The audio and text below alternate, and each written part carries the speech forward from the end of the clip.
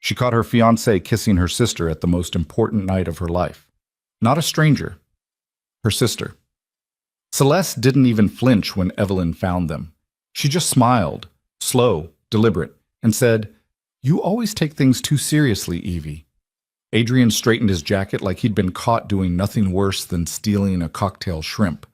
200 guests stood 20 feet away, laughing, drinking, celebrating a future that no longer existed. Evelyn didn't scream. She didn't cry. She picked up the nearest glass of champagne, finished it in one swallow, and walked straight into the crowd, until she collided with a man no one in that room dared look at directly. She didn't know his name.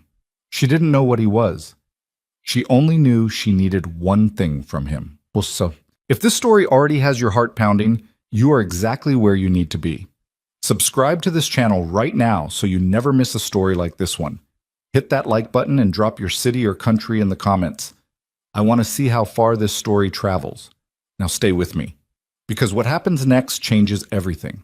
The Metropolitan Gala was not the kind of event where people showed up to have a good time. They showed up to be seen having a good time. There was a difference, and Evelyn Vale understood it better than most. She had spent 11 years in the wine industry learning to read rooms, learning which smiles were real, which handshakes meant something, which investors were genuinely interested and which ones were simply killing time between dinner courses while their assistants handled the actual decisions.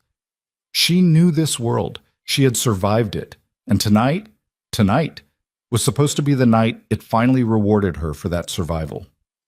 The Whitmore collection was on display in the east wing of the Hargrove Hotel. 43 bottles arranged across 3 glass tables, each one representing a different decade of her work as a curator and consultant. The collection had taken her 2 years to assemble. She had traveled to 7 countries, sat across tables from elderly vintners who didn't trust women in cellars, negotiated in broken French with a retired diplomat who'd had 3 strokes and still drove a harder bargain than most people half his age.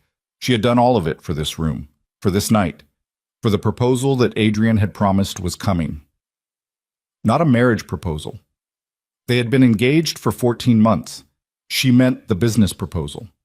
The one where Adrian's family formally acknowledged that she was not just his fiancée, but an equal partner in the vineyard acquisition they had been negotiating for the past year.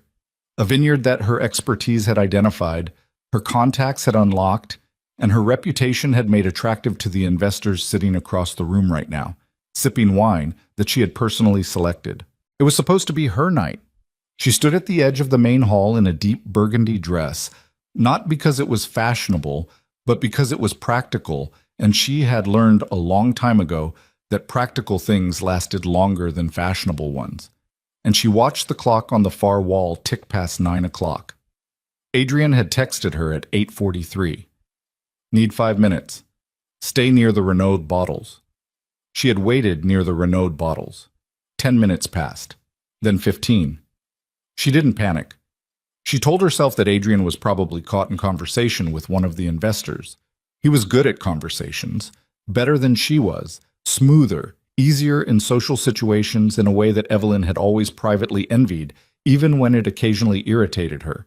He knew how to laugh at the right moment, how to lean in just slightly when someone made a point, how to make people feel intelligent without making himself seem like he was working at it.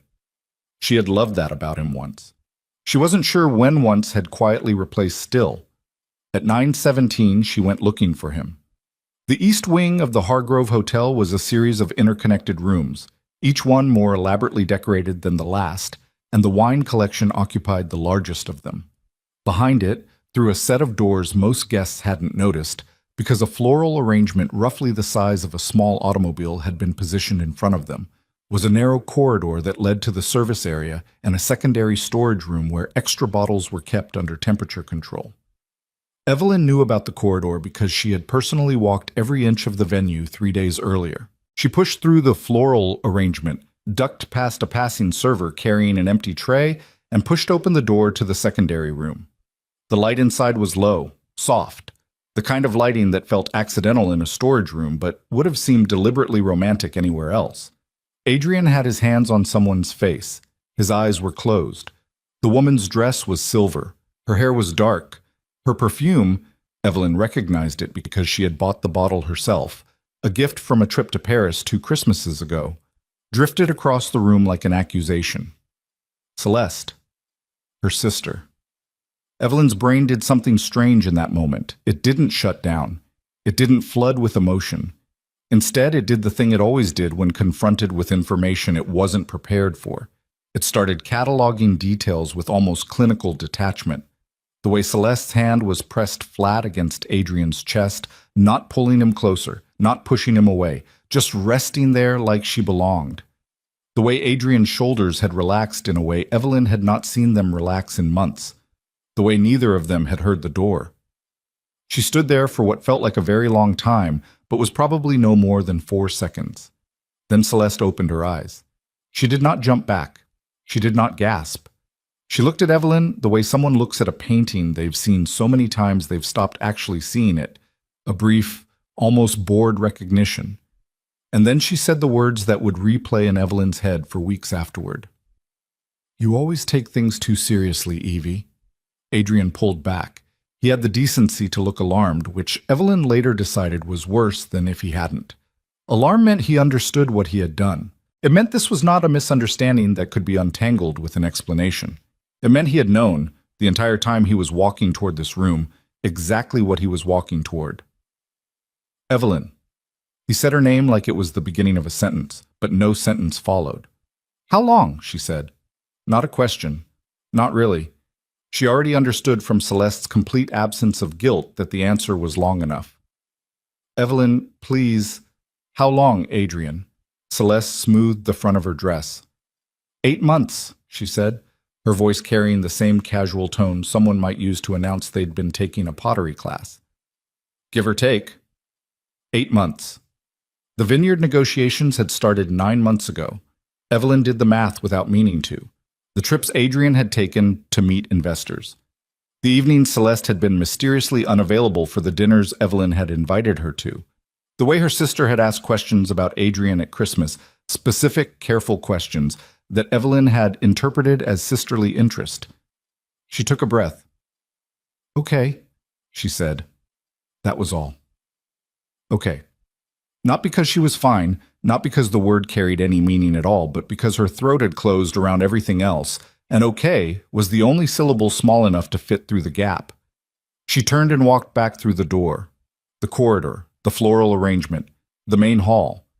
The guests were clustered around the wine tables, admiring bottles she had spent 2 years collecting, and for a moment the sight of them, all those expensive suits, all those careful smiles, all that deliberate performed normalcy, made something crack open inside her chest. She reached for the nearest glass of champagne and drank it in one swallow. A server materialized with a replacement. She took that one too. Someone across the room laughed, a sharp, social laugh, the kind that had nothing to do with anything genuinely funny. And the sound hit her like a physical thing. She needed air. She needed to be somewhere that wasn't here. Wasn't this room full of people who were about to watch her life collapse in slow motion? Wasn't... She turned too quickly. The champagne hit her center of gravity at the exact wrong moment. She walked straight into a wall. Except walls don't catch you. This one did. His hand caught her elbow before she could stumble fully. One hand. That was all. No dramatic grab, no sweeping catch, just a firm, unhurried grip on her arm that stopped her momentum with a quiet efficiency that somehow made the whole thing more unsettling than if he'd made a production of it. Evelyn looked up. He was tall. Not in the exaggerated way that people sometimes describe tall men. Not basketball tall, not movie tall, but the kind of tall that meant she had to actually tilt her head to meet his eyes. Dark eyes. The kind of dark that didn't reflect the room's light so much as absorb it. There was a scar above his right eyebrow. Old, thin, the kind that had been there long enough to stop being remarkable to the person who wore it. He was looking at her with an expression she couldn't immediately read. Not concern, not curiosity. Something more neutral than either of those. The expression of a man who had seen a great many things and had long since stopped being surprised by any of them. He was also, she noticed, the only person in the immediate vicinity who was standing alone. Not alone in the way of someone who had lost their conversation partner momentarily, alone in the way of someone who had arranged to be alone, who occupied their solitude with the same deliberate control they brought to everything else. The guests nearest to him had arranged themselves at a slight but unmistakable distance. Not rudely, not obviously, just away. "You're bleeding," he said. She looked down. The champagne glass. She had been gripping it hard enough that the stem had snapped, and a thin line of red was working its way across her palm. She hadn't felt it. "I'm fine," she said. He released her elbow, reached into his jacket pocket and produced a folded handkerchief. White, actual linen, not a piece of tissue, a handkerchief, and held it out. She took it, pressed it against her palm. Felt ridiculous. Across the room she could hear voices changing in register.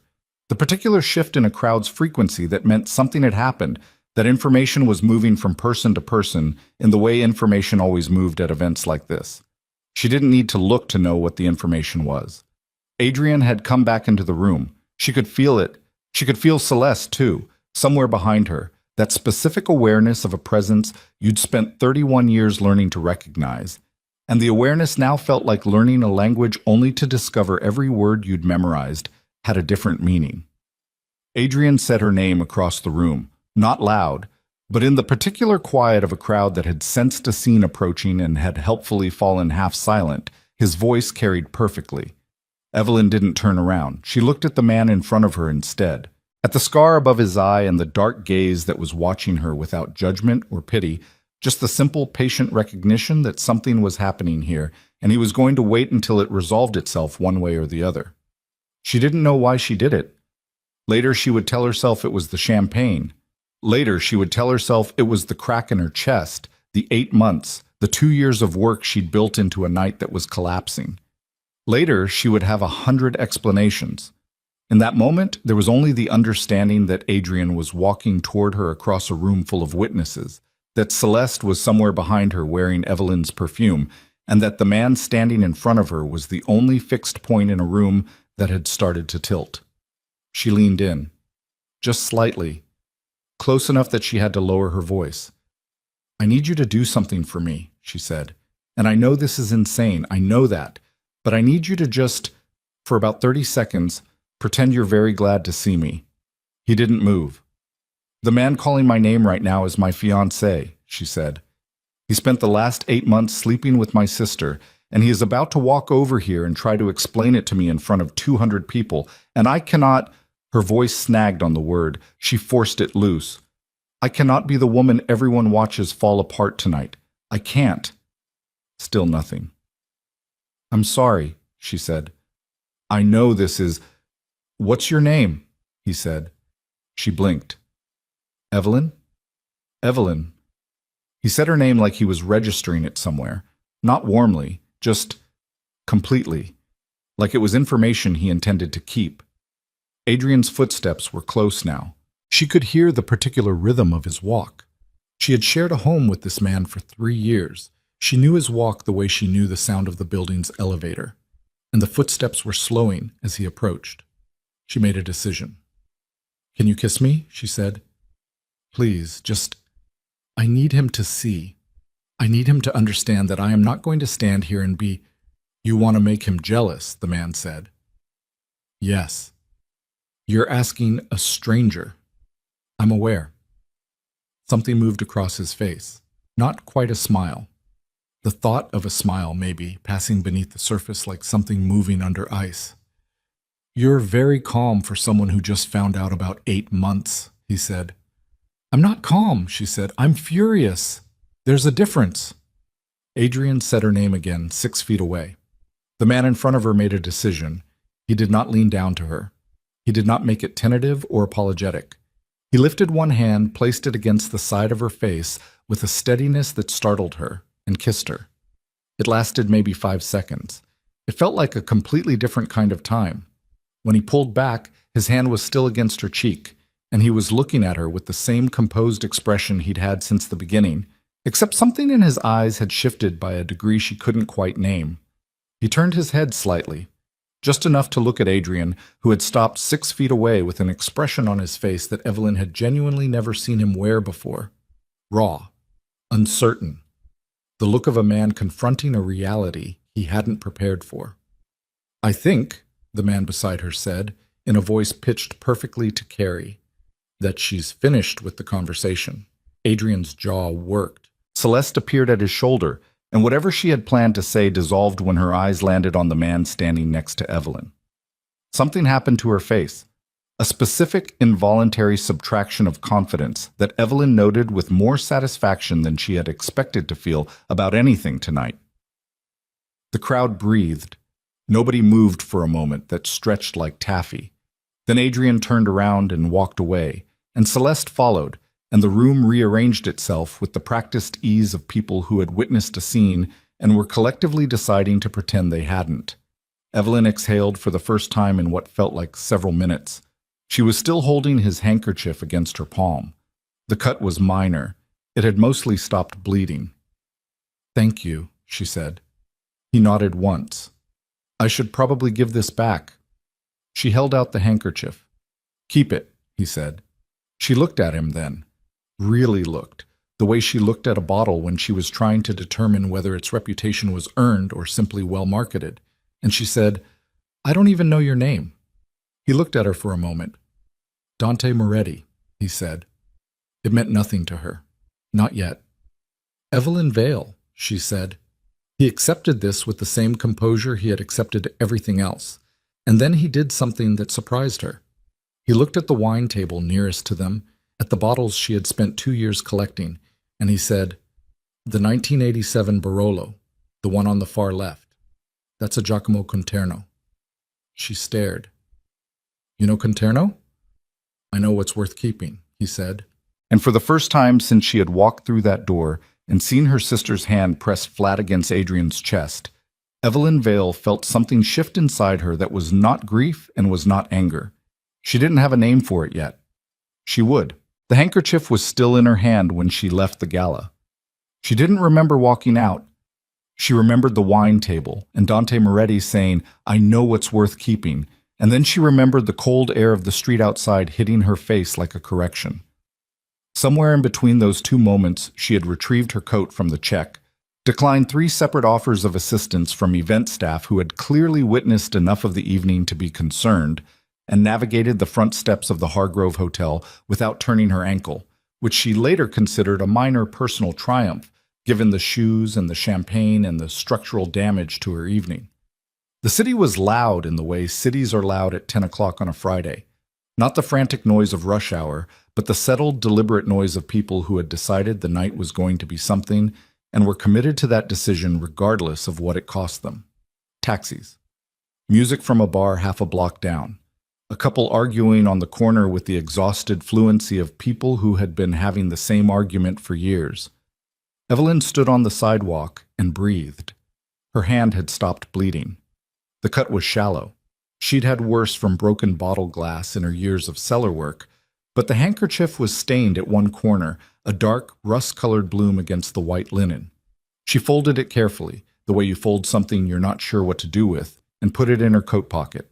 Her phone had 14 notifications. She turned it face down in her other hand without looking at them. A town car idled at the curb in front of her. She hadn't called one. She was about to step around it when the rear window slid down, and the voice that came from inside was unhurried and entirely without surprise, as if finding her on this particular sidewalk had been the expected conclusion to an equation he'd already solved. "You're going to stand there until you figure out where you're going," Dante Moretti said. "That could take a while." She looked at the car. She looked at the window. She said, "Are you following me? You walked past my car. Your car was parked in front of the hotel. I was leaving. So was I." "Yes," he said. "And now we're both standing in the cold having this conversation instead of leaving. Get in. I'll take you wherever you're going." "I don't know where I'm going." "Then it won't take long to get there." She stood on the sidewalk for another 3 seconds, which was long enough to establish that she was making a choice rather than a reflex. And then she got in the car. The interior was quiet in the specific way that expensive things are quiet. Not the absence of sound, but the management of it. The sense that the outside world had been politely asked to wait. The driver didn't turn around, didn't acknowledge her, just pulled smoothly into traffic as if her presence had been expected all along, which somehow made everything worse and more interesting at the same time. Dante was looking out the opposite window. He'd removed his jacket and folded it across his knee, and without it he looked less formal and somehow more dangerous, which was not a combination Evelyn had previously considered possible. "How's your hand?" he said. "Fine." "You were gripping the glass hard enough to break it." "I noticed." "Before or after?" She looked at him. "After." He nodded like this was a reasonable answer, which it was, and the silence between them settled into something she couldn't immediately classify. Not comfortable, not uncomfortable, just present. The way silence feels when the other person in it is actually thinking rather than waiting for their turn to speak. "The man who is calling your name," he said. "He's been with your sister for 8 months. That's what she said. And you believe her." "Celeste doesn't lie about things she's proud of," Evelyn said. She was proud of it. He turned from the window then and looked at her directly, and she had the disconcerting experience of being seen, not observed, not evaluated, but seen, by someone who appeared to have no agenda attached to the act. He wasn't looking at her the way Adrian had looked at her, like she was a component in something larger he was assembling. He wasn't looking at her the way people at the gala looked at her, like she was a story that had just become more interesting. He was just looking. "What happens to the vineyard?" he said. She hadn't expected that question. Not because it wasn't the right question, it was exactly the right question, the one underneath all the others, but because no one had asked it. Not in those terms. Not in the cold, accurate terms of what this night actually meant for the 2 years of work that preceded it. "I don't know yet," she said. "It was your work that made it attractive." "Yes." "And the acquisition is in Whitmore's name." She looked at him. "How do you know the vineyard is in Adrian's name?" He didn't answer immediately. He looked at his folded jacket on his knee, then back at her, and said, "I know most of the significant wine acquisitions in this region. It's a small world." It was a true statement that somehow didn't answer the question. She filed that away. "The acquisition isn't finalized," she said. "There are still 3 signatures missing and a financing agreement that's contingent on investor confidence, which, after tonight—" She stopped. Let the implication finish itself. "After tonight, the investors saw you standing with me," he said. "I don't know what that means yet." "It means something," he said, "whether you want it to or not." The car moved through the city. She watched the streets change outside the window. The hotel district giving way to the older neighborhoods, the architecture shifting from glass and intention to brick and history.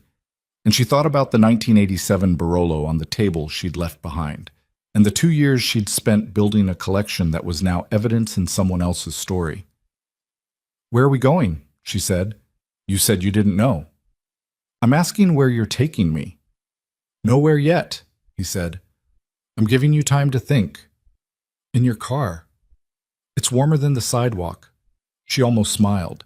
It was the closest she'd come to it all night, and she resented it slightly, the way you resent a small kindness when you're trying to maintain a productive level of rage. "You don't have to do this," she said. "I'm aware." "I mean the whole thing. You've already done more than—" "You asked me for 30 seconds, he said. "You didn't ask for a car or a conversation. I know that." He looked at her. "You can get out anywhere you'd like. Marcus will pull over." The driver's name was Marcus, apparently. "I'm not asking to get out," she said. "I know that too." She turned back to the window. "You make a habit of this? Rescuing strangers at parties?" "No."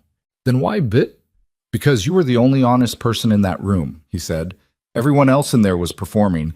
You were just—" He paused. Not searching for the word exactly, more like deciding whether to use the one he already had. "Real," he said. The word landed differently than she expected. She didn't answer it, not because she didn't have one, but because the situation was strange enough already, and she was 31 years old and her fiancé had spent 8 months with her sister, and she was sitting in a stranger's car at 10:30 at night with a blood-stained handkerchief in her pocket. And some part of her felt that adding real to the equation without thinking about it first would be a mistake. "Take me to my apartment," she said. He looked at her. "Please," she said. She gave Marcus the address. The ride took 12 minutes. He didn't try to fill them. She didn't either. It was the kind of silence that she suspected he was used to and she was not, and she spent the 12 minutes being aware of that difference with a specificity that surprised her. When the car stopped in front of her building, she reached for the door and then stopped. "The Conterno," she said. "The 1987. How did you know it was worth noticing?" "The label was slightly off-center," he said. "Original bottling, not a reproduction, and the cork seal was intact in a way that's very hard to fake after 40 years. She looked at him. "You've held one before," she said. "I've held several." "Where?" Something moved in his expression. The same undersurface thing she'd noticed at the gala. The thought of something, running beneath the composed exterior like a current beneath ice. "My father's cellar," he said, "a long time ago." She got out of the car. She was halfway to her building door when she turned back. He was still watching from the window, not leaning out, not making it obvious, just watching, the way a person watches something they have not yet decided what to do about. "Thank you," she said, "for the 30 seconds. And the car." "And the car." The window slid up. The town car pulled away. Evelyn stood in front of her building in a burgundy dress with a broken champagne glass cut on her hand, and she watched the car's taillights until they turned a corner and disappeared. And then she went inside. She did not sleep. She sat at her kitchen table with her phone face up this time and read through the 14 notifications she had ignored, which had become 27 notifications by now, because the night had not stopped moving simply because she'd left it. 3 from Adrian. She opened the first one. "Can we talk?" Second one. "Please, Evelyn." Third one. "I know you're angry. I understand, but we need to discuss the vineyard situation before you make any decisions." The vineyard situation. She set the phone down, picked it up, put it down again. The vineyard situation, not, "I'm sorry." Not, "I don't know what I was thinking." Not even a gesture toward the 14 months of engagement or the 3 years of shared living or the fact that her sister, had been in his hands in a room 20 feet from 200 people who knew both their names. The vineyard situation. She opened her laptop. She didn't look up Dante Moretti immediately. She spent 40 minutes doing what she always did when she needed to think clearly. She worked. She pulled up her acquisition files, the investor correspondence, the financing documents, the 3 outstanding signatures. She read through everything with the same methodical attention she brought to evaluating a new wine. Not looking for what she wanted to find, just looking. What she found was this. Adrian's family had contributed the property connection and the family name. Evelyn had contributed everything else, every contact, every evaluation, every negotiation strategy, every reason the investors had said yes. Her name appeared in the documents as consultant and curatorial director. Not partner, not co-owner, consultant. She sat with that for a while. Then she searched Dante Moretti. The results loaded slowly, which seemed appropriate for information that was going to take time to process. She read the first 3 articles, then the next 4, then a longer piece in a financial publication from 3 years ago that someone had clearly worked very hard to be vague within the bounds of what was legally defensible. Connected to private acquisitions networks operating outside standard regulatory oversight. Sources within federal law enforcement describe Moretti as a person of significant interest. Business empire spans multiple sectors, including import, private security, and rare collectibles. She closed the laptop, sat in her kitchen at 2 in the morning, thought about dark eyes absorbing light instead of reflecting it, thought about a handkerchief that nobody carried anymore, thought about a man who could identify a 1987 Giacomo Conterno by the angle of the label and knew it because his father had kept several in a cellar a long time ago. She did not call him. She didn't have his number. She noted the absence with something she declined to examine too closely, and then she went to bed and stared at the ceiling until her alarm went off at 6. She was back at her desk by 7. Adrian called at 7:15. She let it go to voicemail. He called again at 7:40. She picked up. "I don't want to hear an explanation," she said before he could start. "I want to talk about the vineyard." Silence on his end. Then, "Okay. I'm a consultant on the documents." "Evelyn, I'm a consultant, not a partner. I want to know when that changed from what we discussed. His voice shifted. She'd heard this shift before, the particular modulation Adrian's voice underwent when he was moving from one mode to another, from contrite to strategic, and the speed of that shift told her everything she needed to know about which of those modes was the real one. The legal structure was always going to be, "You told me we were partners," she said, "in October, in November, at Christmas dinner when my parents asked about the vineyard and you said we've been working on this together. Are those conversations I'm misremembering?" The legal structure. Stop saying legal structure. Her voice was level. She was proud of how level it was. "You put my name on the documents as a consultant because you needed my expertise and my contacts and my reputation to make the acquisition work, and you planned to cut me out once it was finalized. Yes or no?" Silence. "I'm going to need you to say it or not say it, Adrian. It's not that simple." "It is, actually. That's the thing about yes and no questions. They're simple by design." She paused. "The investors came because of me. The Bertrands came because I spent 4 years building a relationship with their export director. The Nakamura Group came because I presented at their symposium in Kyoto 18 months ago. If I call them this morning and tell them I'm withdrawing from the project, what happens to the acquisition?" Another silence. Longer this time. "Don't do this," he said. "I'm not doing anything yet. I'm asking a question." "Evelyn?" His voice had changed again. This was a third mode she recognized less well. Not contrite, not strategic, but something rawer, something that sounded almost like actual feeling. "I know I hurt you with Celeste. I know that. And I know there is nothing I can say right now that, this isn't about Celeste," she said. "Of course this is about the vineyard. Celeste is its own conversation, and I'm not having it yet. Right now I'm asking you whether my name belongs on this project in the capacity that we agreed or whether you were planning to renegotiate that after the signatures." He didn't answer. She had her answer. "Okay," she said. Same word as last night, same hollowness. "I'll be in touch." She hung up. Her coffee had gone cold. She drank it anyway, standing at her kitchen window, watching the city doing what it always did at 7 in the morning, which was move forward with complete indifference to whatever had happened in the hours before. Her phone rang again. Not Adrian this time. Celeste? Evelyn stared at her sister's name on the screen for 3 rings, 4, 5. On the 6th, she picked up. Celeste didn't bother with a greeting. "You embarrassed yourself last night," she said, "and you embarrassed Adrian in front of people who matter." Evelyn sat down, slowly. "Okay. That man, whoever you found to perform that little scene, people are talking about it. Do you understand what that looks like? You're supposed to be a professional. You had investors in that room." "I did," Evelyn said. "Yes. And you chose to create a scene?" "I chose," Evelyn said carefully, "to not stand in the middle of a room and cry in front of 200 people, which is what you were counting on, I think." Celeste's voice sharpened. "Don't be dramatic." 8 months, Celeste. "We were going to tell you." "When?" When the timing was what? When the vineyard was signed?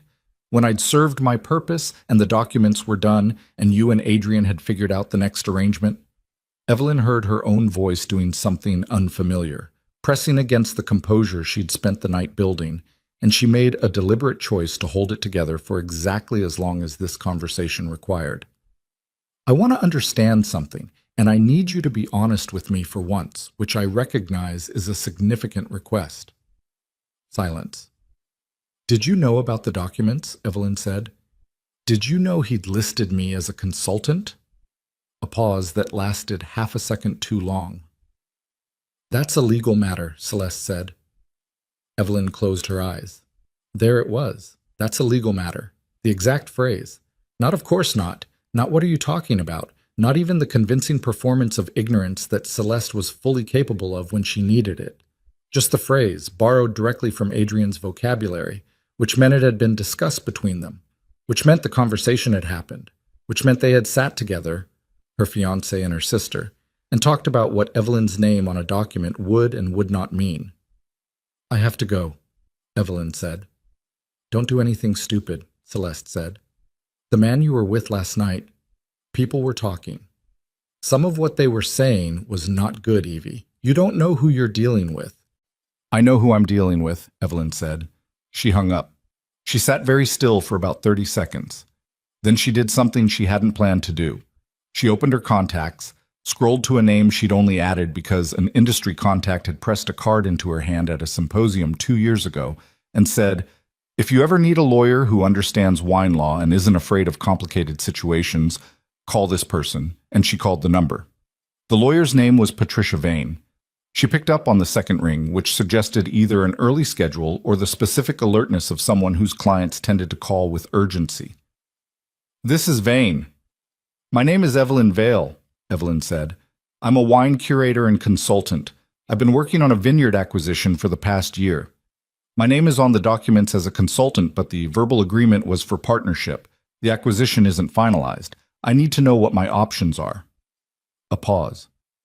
"When did you discover the discrepancy?" "Last night." "Has anything been signed?" "Not yet. 3 signatures pending." "Then you're not out of options," Patricia Vane said. "Come in this morning." Evelyn wrote down the address. She was already reaching for her coat. She was halfway out the door when her phone buzzed one more time. Not a call. A message from a number she didn't have saved. "The 1987 Barolo is worth more than anything else in that collection. So is your expertise. Don't let either of them get buried in someone else's transaction. DM." She stood in her doorway and read the message twice. He had her number. She hadn't given it to him. She didn't know how to feel about that yet, and she didn't have time to figure it out, so she put the phone in her pocket and went to meet the lawyer. And the morning outside was gray and cold and completely indifferent to the fact that something in her life had just passed, a point where going back was no longer a direction that existed. Patricia Vane's office was on the 14th floor of a building that had no signage on the outside, which Evelyn later decided was either a very confident statement or a very practical one, depending on what kind of clients you were trying to attract. The waiting room had 2 chairs, no magazines, and a window that looked directly at the side wall of the building next door. The assistant who buzzed her in didn't offer coffee or small talk. She just said, "Ms. Vane will be with you in 4 minutes," and was accurate to within 30 seconds. Patricia Vane was somewhere between 50 and 60. With gray hair she wore short and deliberate, the kind of cut that said she had made a decision about it once and had not reconsidered. She shook Evelyn's hand with the grip of someone who had long since stopped worrying about whether her handshake was appropriate for her gender, and she gestured to the chair across from her desk without preamble. "Walk me through the timeline," she said. Evelyn walked her through it. She was good at timelines. Wine taught you that.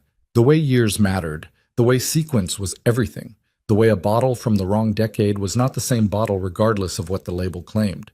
She went through it without editorializing, which took effort, because the anger was still there under everything, steady and hot, like a pilot light she'd stopped noticing, but that was clearly still burning.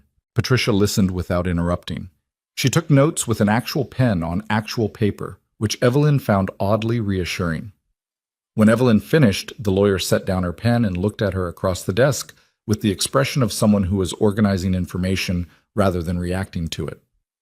"The verbal agreement for partnership," she said. "Do you have documentation? Emails, texts, anything in writing where Whitmore acknowledges your role as partner rather than consultant?" "Yes," Evelyn said. "Several." "How explicit?" "One email where he uses the word co-owner in reference to the acquisition structure. One text thread where we discuss the investor split in terms that only make sense if I'm a partner. And a voice message, I saved it, from November where he explicitly says, 'Our vineyard.'" Patricia wrote something down. "Okay, that's workable." She paused. "I need to ask you something that may feel unrelated but isn't. The man you were photographed with at the gala last night." Evelyn went very still. "Photographed," she said. Patricia turned her monitor to face Evelyn. The image was from a society column, one of the publications that covered events like the Metropolitan Gala with the specific enthusiasm of a publication that understood its readership, wanted to know who was standing next to whom and why. The photograph was clear and well lit, because the gala had been well lit. and it showed Evelyn in the burgundy dress with Dante Moretti's hand against her face and his mouth on hers. And it was, she had to admit from the outside, as a striking image. Not because it was romantic exactly, because of the particular quality of stillness in both of them. The way neither of them looked uncertain. The caption read, Evelyn Vale, wine curator, with Dante Moretti at the Metropolitan Gala. And below it, in smaller text, Moretti, whose business interests have been the subject of ongoing federal inquiry, was seen in deep conversation with Vale throughout the evening. One photograph, Evelyn said. One photograph that is currently on 3 different society pages and has been picked up by a financial news aggregator because of Moretti's name, Patricia said. She turned the monitor back. I'm not making a moral judgment. I'm making a strategic one.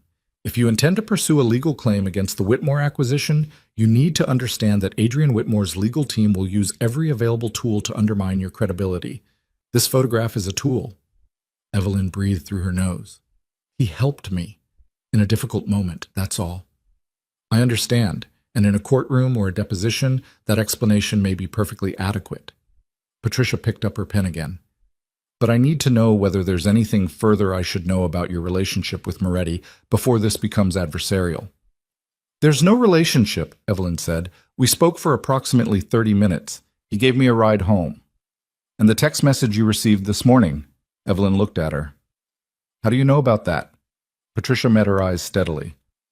I don't. I'm guessing from your expression that there was one. She set down the pen. Ms. Vale, I've been doing this for 22 years. Dante Moretti is not someone who appears in a situation without a reason. I'm not saying his intentions toward you are negative. I'm saying that men like Moretti don't make random gestures, and if you're about to go to war with one of this city's better-connected families over a wine acquisition, you need to be clear about who is standing in your corner and why. The office was very quiet. Outside the window, the side wall of the adjacent building said nothing helpful. File the injunction, Evelyn said. Block the signatures until my claim to partnership is reviewed. That will escalate things quickly. I know. The Whitmore family has retained legal representation that I'm familiar with. They will fight this. I know that too. Patricia Vane looked at her for a moment, the same unhurried, organizing look she'd been applying since Evelyn walked in, and then she nodded once and reached for her phone. I'll have the paperwork drafted by this afternoon, she said. Don't speak to Adrian Whitmore again without telling me first. Don't speak to his legal team under any circumstances. And she paused. Be careful with Moretti. Not because I know anything specific, because I've seen enough to know that specific information is rarely the point. Evelyn left the office at 10:45. She stood on the sidewalk outside the unmarked building and read the text message again. The 1987 Barolo is worth more than anything else in that collection. So is your expertise. Don't let either of them get buried in someone else's transaction. She typed, How did you get this number? The response came in under a minute. Your card was on the registration table next to the Renault bottles. You left it there. She had. She left cards everywhere at events like that. Industry habit, the same way some people breathed. She hadn't even thought about it. She typed, Thank you for the message. A pause. Then, have dinner with me tonight. She stared at the screen. The rational response, the response that Patricia Vane would clearly endorse, the response that anyone looking at the situation from the outside would immediately identify as correct, was no. The situation was already complicated enough. The photograph was already on 3 society pages. She had just instructed a lawyer to file an injunction against a man she'd been engaged to for 14 months. And the only sleep she'd gotten was the 2 hours between 6 and her alarm. And she was still wearing yesterday's mascara because she hadn't looked closely enough at the mirror this morning to care. She typed, Where? He sent an address, a restaurant she knew by name but had never been to. The kind of place that existed in a city's imagination more than its physical geography, that people referenced without being certain it was real. 7 o'clock, he sent. She put her phone in her pocket and hailed a cab. She had 6 things to do before 7 o'clock, and she was going to do all of them. And she was going to do them in the order that made sense, and not in the order her emotions preferred, because that was how she had survived everything so far, and she had no reason to change methods now. She did not think about dinner until 5:45. She was back in her apartment, in different clothes, gray trousers, a cream blouse, something that communicated competence rather than occasion. When her phone rang with a number she didn't recognize, she almost didn't pick up. She picked up. "Evelyn Vale?" A man's voice, professional in the specific way of people whose professionalism is institutional rather than learned. "Yes. My name is Agent Cole Hargrove, Federal Bureau of Investigation, Financial Crimes Division." A pause that had clearly been time to give that sentence room to land. "I'm calling because you were seen at the Metropolitan Gala last night with Dante Moretti, and we'd like to speak with you at your earliest convenience." The room did not spin. She was proud of that. She held the phone slightly away from her ear as if that would help, then brought it back. "I spoke with him briefly at a social event," she said. "I don't see why that requires a federal conversation." "We're not suggesting it does, Ms. Vale. We'd simply like to understand the nature of your connection to Mr. Moretti. It's a standard inquiry. We speak with many people in his social orbit." Social orbit. She filed the phrase. "I'll need to consult with my attorney before scheduling anything," she said. "Of course." He gave her a number. "We'd appreciate hearing from you within 48 hours. She hung up and called Patricia Vane. Patricia answered on the first ring, which suggested she had been expecting the call. "The FBI just contacted me," Evelyn said. "How quickly?" Patricia said. 40 minutes after I left your office." A silence. "That's fast," Patricia said. "They're either watching Moretti very closely or they were already interested in the gala guest list." Another silence. "Don't meet with them without me present. I'll reach out to Hargrove this afternoon." "You know him?" "I know of him," Patricia said. "He's been working the Moretti case for 3 years. He's not going to be gentle about this, Evelyn. He's looking for an angle, and you just became one." Evelyn sat on the edge of her bed. "Is there anything you need to tell me," Patricia said, "about what actually happened last night? Because now is the time." "We kissed," Evelyn said. "He gave me a ride home. He sent me one text message this morning." "That's all?" "That's all." Patricia breathed out. "Okay, keep it that way. And if Moretti contacts you again—" "He asked me to dinner tonight," Evelyn said. The silence on the other end was particular. "And you?" I said yes. "Evelyn, I know." "Do you?" She stood up and moved to the window. The city outside was doing its afternoon thing. Delivery trucks, pedestrians moving in the slightly purposeful way of people who were cold and wanted to be somewhere else. Entirely normal. Entirely indifferent. "Patricia," she said, "I spent 2 years building something. I did it carefully and correctly and with every tool I had, and the person I trusted with it used it to build something for himself and planned to hand me a consultant credit when the papers were signed. I'm not going to sit in my apartment for the rest of the week making cautious decisions. There's a difference between courageous and reckless. I know the difference." "I'm not sure you do right now," Patricia said. Not unkindly, just accurately. "Go to dinner. Be careful what you say. Call me afterward." Evelyn got to the restaurant at 7:02. Dante was already there, but not at the bar, not waiting near the entrance, but already seated at a table in the back that had a clear sight line to both the front door and the kitchen entrance, which she noticed and noted without comment. He stood when she approached, which was a courtesy she hadn't expected and was not sure how to categorize, and he waited until she sat before he sat. And these were small things, but they were not small in the specific way that small things stop being small when you're paying attention. "The FBI called me," she said. He didn't react. "When?" "This afternoon, a few hours after I met with my lawyer." "Hargrove?" "Yes." She looked at him. "You know him?" "He's been interested in my business activities for several years," Dante said. "He's thorough. He's not dishonest, which makes him more dangerous than if he were." He picked up the water glass, drank, set it down. "What did you tell him?" "That I'd consult my attorney, which I did." She paused. "My attorney told me to cancel dinner." And yet, she agreed. He looked at her across the table with that same quality of attention that had unsettled her at the gala. The attention that had no performance in it, that was simply what it was. "Why did you come?" he said. "Because I wanted to ask you something." "Then ask." The text you sent me, she said. Don't let your expertise get buried in someone else's transaction. You'd already looked into the acquisition. His expression didn't change. Before the gala, she said, you knew who I was before I crashed into you. A pause. One beat, two. I knew your name from the curatorial credit on the collection catalog, he said. I'd read it before attending. I know most of the significant wine professionals in this region. And you knew Adrian Whitmore's name. I knew the Whitmore family's financial position. Which is? He looked at her steadily. Not good, he said. The Whitmore estate has been in quiet decline for 4 years. 2 failed investments, a tax dispute that was settled but cost significantly, and a property in the South that's been bleeding maintenance costs since their father died. The vineyard acquisition isn't an expansion for them, Evelyn. It's a lifeline.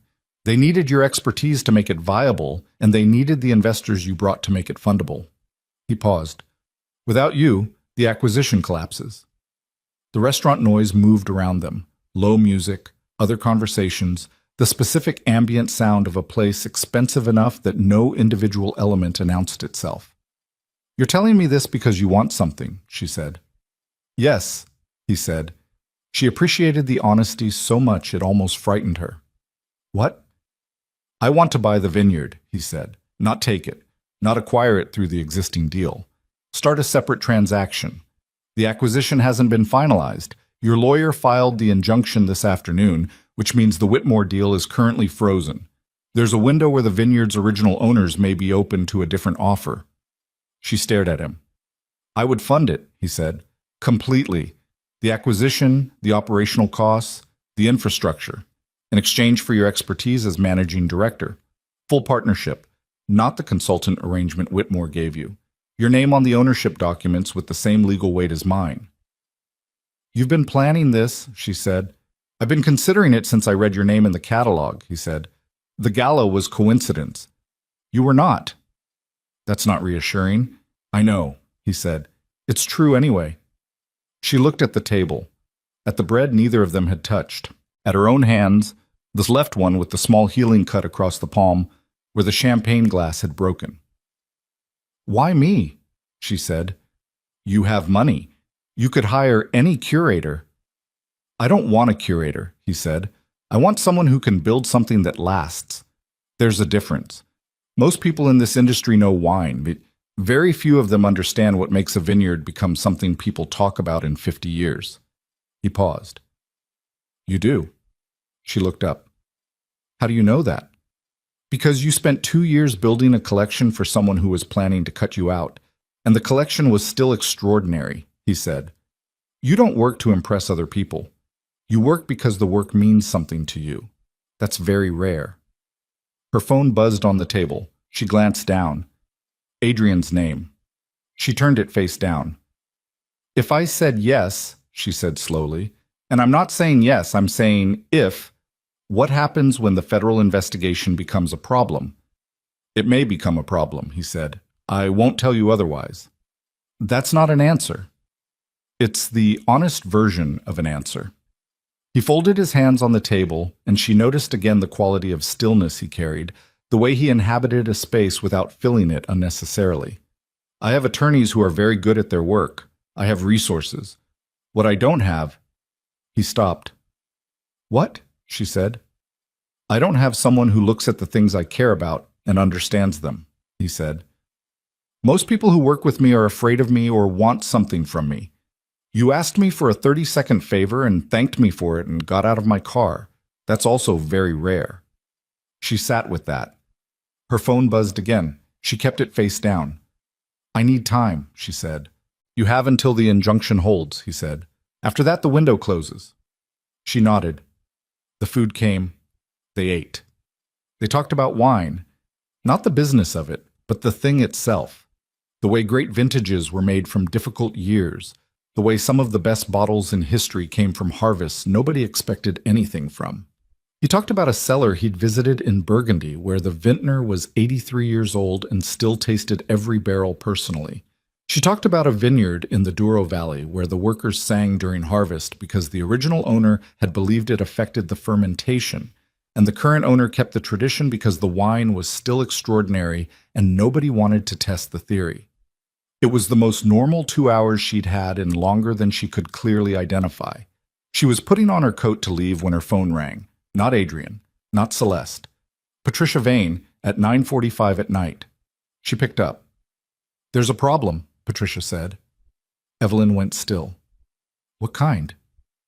"The injunction," Patricia said. "Adrian's attorneys filed a counter motion this afternoon.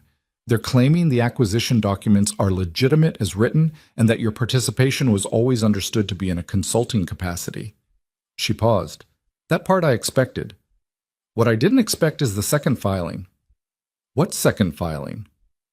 "They're claiming," Patricia said, "that you misrepresented your credentials to the investors. Specifically, they've filed a declaration stating that the sommelier certification you hold from the Vanterre Institute was obtained through a process that's currently under investigation by the Institute's accreditation board."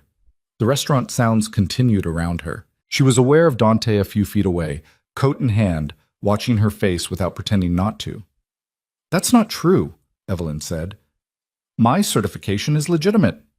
"I know," Patricia said, "but the filing creates a cloud over your professional standing, and if the investors see it before we can refute it—" "Evelyn, the Nakamura Group has a morality clause in their investment agreements.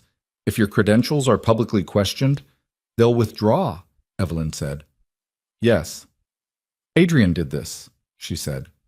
"His attorneys did it," Patricia said, "which means Adrian authorized it." She stood very still. The coat was half on. She didn't move to finish putting it on. The man across the gala, the man who had told her at Christmas that she was the smartest person he knew, the man who had said "our vineyard" in a voicemail she had saved, that man had told his lawyers to attack her credentials. "How do I fight it?" she said. "We respond with documentation. I've already contacted the Vanterre Institute. They're in a different time zone. I'm waiting to hear back. But Evelyn, the timing is designed to be damaging even if we disprove it. By the time we file the response, the investors may already have seen the allegation." Evelyn turned her back to the restaurant and faced the wall. "Call the Nakamura Group tonight," she said. "Get to them before they see the filing. Tell them we're responding to a malicious counterclaim and the documentation is coming." "It's 9:45. "I know. Call them anyway." She breathed. "What about the Bertrands?" "I'll try." "Patricia." She heard her own voice do something she hadn't given it permission to do, a catch, small and involuntary, that she immediately controlled. "This is 2 years. This is my name." "I know," Patricia said. "I know it is. Let me work. Go home." She hung up. Dante was still there. He had put on his coat and he was waiting, not approaching, just present. The same way he'd been present on the sidewalk the night before, a fixed point while everything else tilted. She turned around. "They attacked my certification," she said. "Adrian's lawyers filed a declaration questioning my professional credentials to destroy my standing with the investors." He looked at her. 2 years, she said. He didn't say he was sorry. He didn't say it would be okay. He said, "Do you want to go to war?" She looked at him across the quiet restaurant. She thought about the Whitmore family and their 4 years of quiet financial decline that she hadn't known about. She thought about 8 months and a silver dress. "And you always take things too seriously, Evie." She thought about a voice message she'd saved where someone said "our vineyard" with total conviction. She thought about a consultant credit on a document that was supposed to be her future. "Yes," she said. He nodded once. "Then we start tomorrow."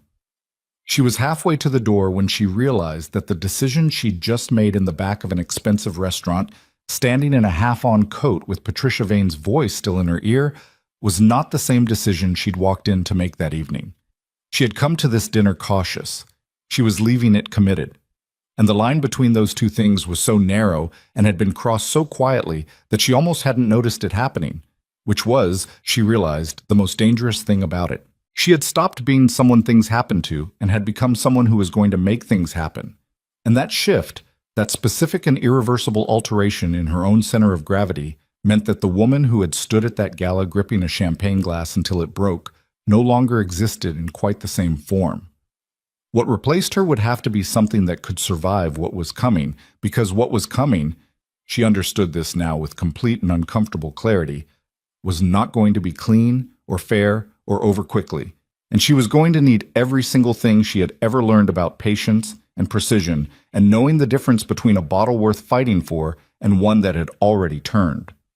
She pushed through the restaurant door and the cold air hit her, and she finished putting on her coat and walked into the night already thinking about tomorrow, already calculating, already the person she was going to have to be, which was no longer the person Adrian Whitmore had planned for, and no longer the person Celeste had dismissed, and no longer the person who waited near the Renault bottles trusting that the future she'd built would hold. It would not hold. She was going to have to build a different one. She didn't sleep again. This was becoming a pattern she didn't have the luxury of addressing. She got home at 10:20, changed out of the cream blouse, made coffee she didn't drink, and sat at her kitchen table with her laptop and every document she had ever created in connection with the Whitmore Vineyard acquisition, which was, when printed and stacked, approximately 4 inches of paper, representing 2 years and 7 months of her life in physical form. She read through all of it, not looking for comfort, looking for weapons. By 2 in the morning, she had identified 11 instances in the written record where Adrian had explicitly described the acquisition as a joint venture, a shared project, or, most useful, our deal. 2 emails used the phrase our deal. One used, we're building this together. The voicemail she'd saved used our vineyard 3 times in 90 seconds, which she had at the time interpreted as affection and now understood as carelessness. People were careful when they were lying. They got careless when they thought they were safe. Adrian had thought he was safe. He was wrong. She forwarded everything to Patricia Vane at 2:14 in the morning with a subject line that read, documentation, all of it. Call me when you have it. Then she closed the laptop and stared at the wall for a while and thought about the Fiancé Institute and the certification she'd earned 11 years ago after a 3-month residency program that had cost her the equivalent of 6 months' salary and had required her to pass a blind tasting evaluation that fewer than 30% of candidates cleared on the first attempt. She had cleared it on the first attempt. The idea that anyone was now publicly questioning that certification, the idea that Adrian's lawyers had sat in a room and decided that the most efficient way to neutralize her was to attack the thing she had worked the hardest for, the credential that had opened every door the wine industry had ever opened for her, produced in her chest a specific kind of cold fury that was nothing like the hot, ragged grief of finding them in that storage room. This was different. This was the feeling of understanding exactly what someone thought of you, of having the calculation they'd made about your value and your vulnerability exposed with total clarity. They thought her credentials were her weakness. They were about to discover they were wrong about that too. Patricia called at 7:05. The Fiancé Institute responded, she said. Their accreditation board confirms there is no active investigation into any certification holder or certification process. The declaration Adrian's lawyers filed is based on a complaint that was submitted, reviewed, and dismissed 14 months ago. They dismissed it in 30 days because it had no merit. Evelyn set down her coffee. Who filed the complaint? A pause. The complaint was filed anonymously, Patricia said, but the Institute maintains records of the IP address associated with the submission. My contact there was reluctant to share it, but Patricia. It originated from a device registered to a Celeste Vale. The kitchen was very quiet, 14 months ago, 1 month after the engagement, before the vineyard negotiations had even formally begun. Celeste had filed a false complaint against her professional certification 14 months ago, held it in reserve like a card she'd been waiting to play, and then passed the information to Adrian's lawyers when the acquisition came under threat. This was not impulsive. This was not the angry reaction of a woman who'd been caught. This was planned, patient, the kind of thing you did when you were thinking multiple moves ahead. She filed it when Adrian and I got engaged, Evelyn said. That's the timeline, yes. Evelyn stood up and walked to the window. The city was already moving at full speed outside, indifferent as always, doing its morning thing with complete commitment. Can we prove the complaint was malicious, she said. We can prove it was false, and that it was filed anonymously from a device registered to your sister. Whether a judge considers that sufficient to establish malicious intent depends on the judge. Patricia paused. But here's what matters right now. I've already contacted the Nakamura Group. Their legal team reviewed our response documentation this morning and confirmed they will not be withdrawing based on the counterclaim. The morality clause requires an actual finding of misconduct, not an allegation. Evelyn exhaled. And the Bertrands? Still waiting. I expect to hear by noon. Okay. She pressed her fingers against the glass. It was cold. What about the injunction? Holding, Patricia said. The judge assigned to the case is known for taking her time, which works in our favor. Nothing gets signed while she's reviewing. How long do we have? Realistically, 10 days, maybe 12. 10 days. 10 days before the window Patricia had mentioned, the window Dante had mentioned, closed or opened into something else depending on what happened inside it. I have a meeting this morning, Evelyn said, with Moretti. Yes. A brief silence that communicated Patricia's opinion on this without requiring her to voice it. What time? 9.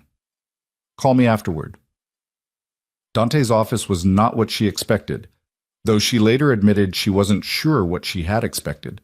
Something more visibly imposing, maybe. More deliberate.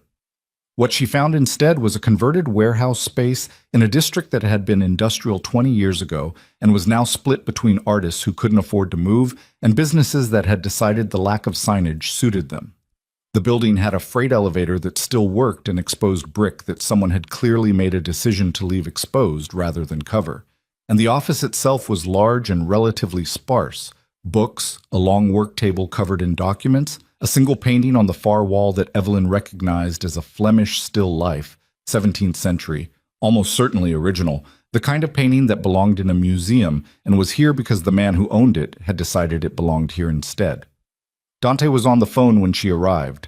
His assistant, a compact, expressionless man of about 40, who introduced himself as Wren without offering a last name, showed her to a chair and brought water and then stood near the door in the way of someone whose job included being near doors. Dante finished the call, put down the phone, looked at her. Your sister filed the complaint against your certification, he said. She stared at him. How do you know that? I had my people look into it last night. Your people, she said. Yes. She sat with the implications of that for a moment. The specific implications of a man who had people who could extract information from an accreditation board's confidential records overnight. Is that legal? She said. The information exists, he said. The method of retrieval is a separate question. That's not an answer. No, he said. It isn't. He sat across the table from her. Celeste Vale filed the complaint 11 months into her involvement with Adrian Whitmore. The timing suggests she expected the engagement to end badly, for you, and wanted a tool ready. When the acquisition came under threat, she gave them the tool. My lawyer confirmed it independently, Evelyn said, through the Institute's own records. Good. That means you have a clean version of the information. He paused. I have something else. She waited. He turned a document on the table to face her. She leaned forward and read it. It was a financial summary. Compact, dense, the kind of document that assumed the reader could keep up. She could keep up. She read it twice. The Whitmore family's debt position, she said. As of last quarter, he said. The vineyard acquisition isn't a business decision for them. It's the only thing standing between the family estate and a forced sale. If the acquisition falls through, if your injunction holds and the investors pull back, the Whitmores don't recover. Not quickly. Possibly not at all. She looked up. You've been building this case for longer than one night. I've been watching the Whitmore estate's financial situation for 2 years, he said. It became relevant to me when the vineyard came onto the market. I intended to make an offer through standard channels. Then the Whitmore family moved faster than I anticipated. And by the time I had my bid ready, you had already brought the investors in and the deal was structured around their participation. He paused. I went to the gala to see what I was dealing with. The room was very quiet. You went to the gala to assess me, she said. I went to the gala to assess the acquisition, he said. I hadn't expected to meet you. But you knew my name. I knew your work, he said. Those are different things, and you know that better than most people. She looked at the financial summary again. at the numbers, which were real, and did not care about anyone's feelings. "If I partner with you on a separate acquisition offer," she said slowly, "the Whitmores find out immediately. They'll know I'm the one who torpedoed the deal and moved to a competing bid." "Yes. That makes me the enemy." "You're already the enemy," he said. "They attacked your certification. That ship has sailed." She pressed her lips together. He wasn't wrong. "And what about the federal investigation? Hargrove called me within hours of my lawyer meeting. They're watching." "They're always watching," he said. "That's not new." He looked at her steadily. "The investigation into my activities focuses on acquisitions made between 4 and 8 years ago. Import transactions, some private security contracts, a series of real estate purchases that were structured in ways that interested the IRS and eventually the FBI. My current legal team has been working that case for 3 years.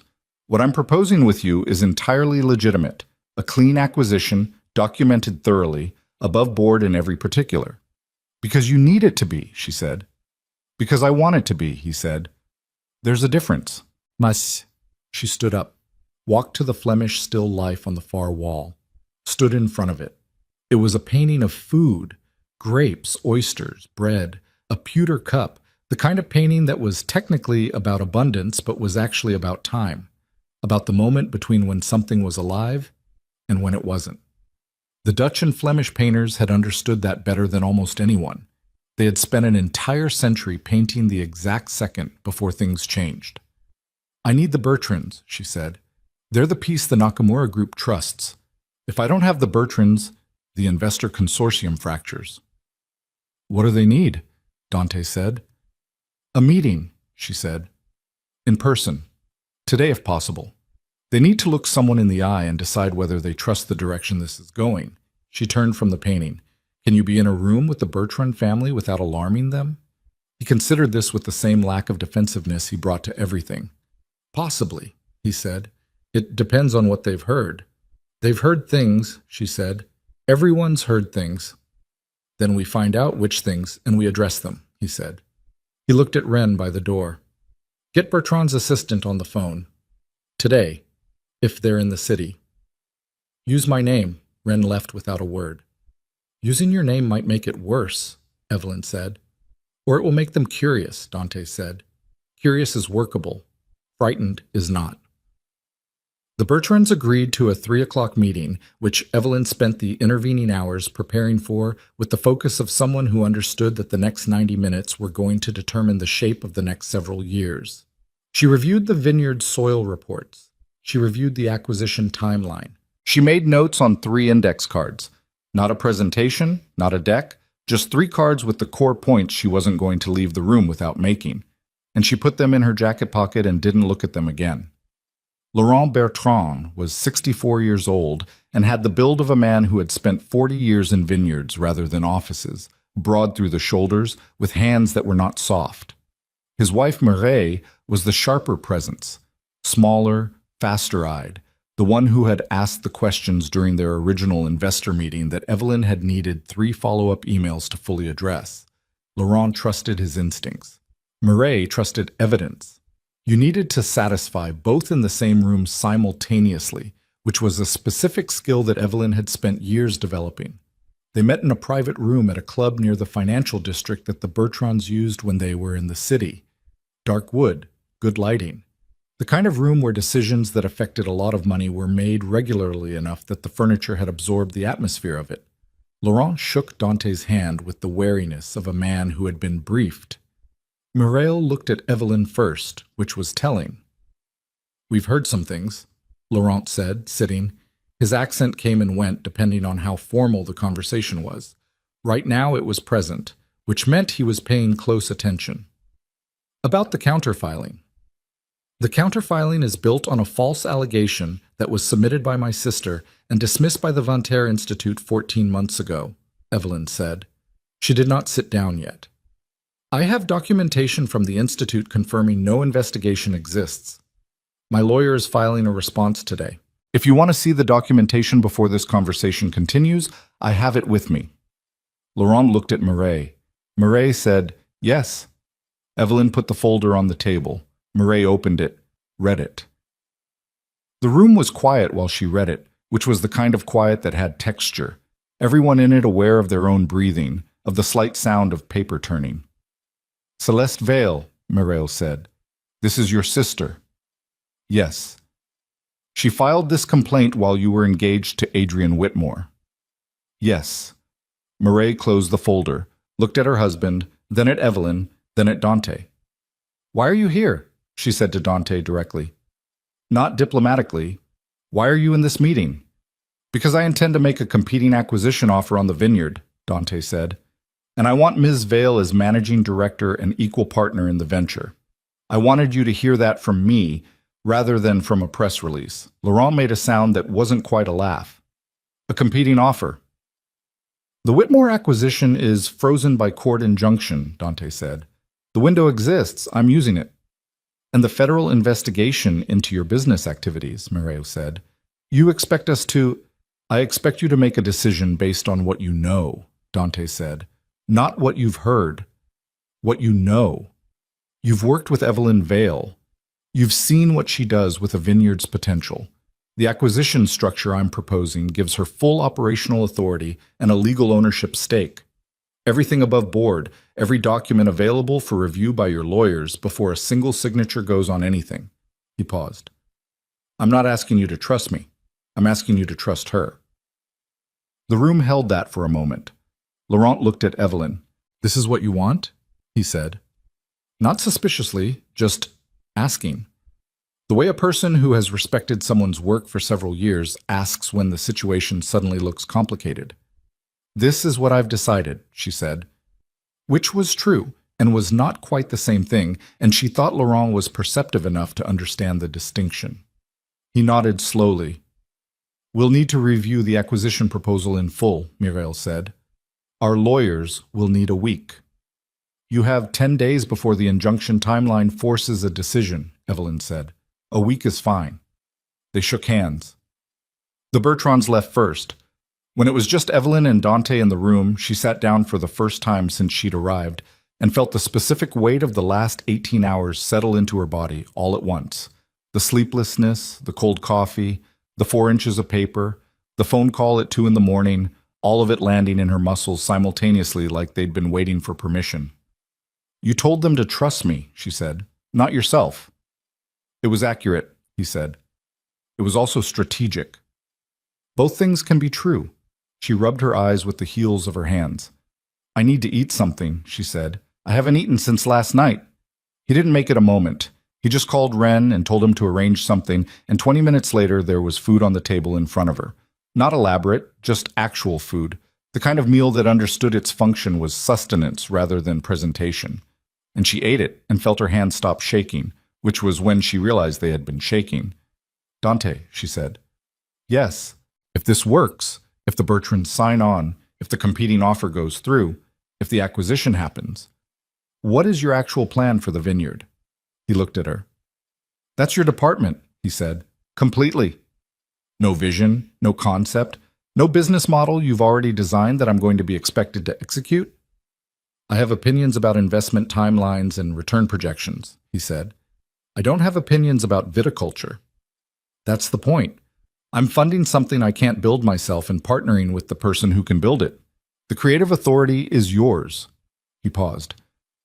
I don't collaborate well with people I have to manage. You don't work well for people who underestimate you. We seem compatible on that basis.